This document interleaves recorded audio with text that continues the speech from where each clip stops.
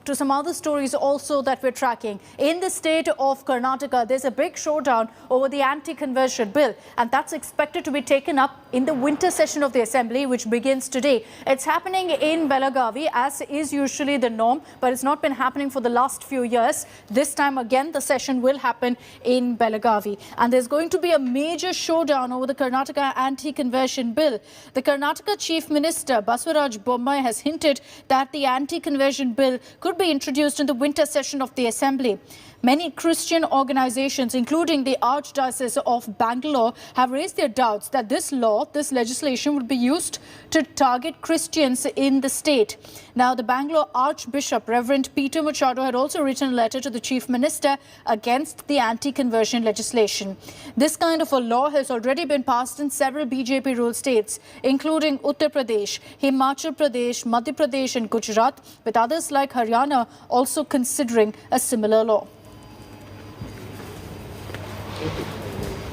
Let's take this across to Nolan Pinto. He's joining us live from Bengaluru. Nolan, good morning. Last few months, there's been buzz really about this kind of an anti-conversion bill. You've been speaking to so many people, many of whom have been against this kind of a legislation. Just break down for us exactly what this bill is about and when could we perhaps be seeing a debate on it in the Assembly?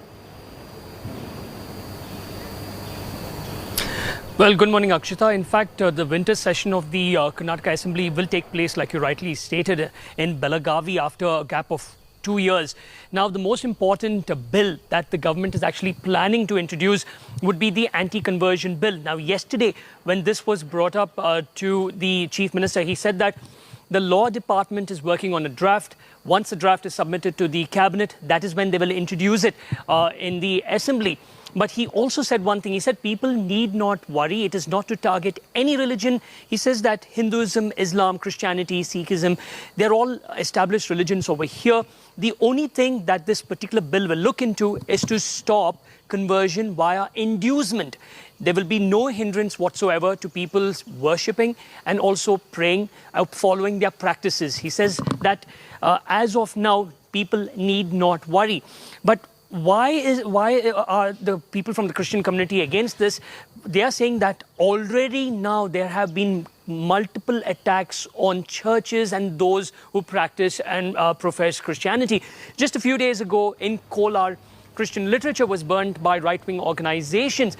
And in Belagavi, right here itself on Saturday, a man wielding a machete and barged into a church. Thankfully, nobody was hurt in that particular incident, and the police are investigating the matter. Okay. So what they are saying is that already now there have been attacks. What happens once the bill actually is introduced and it's passed and becomes law?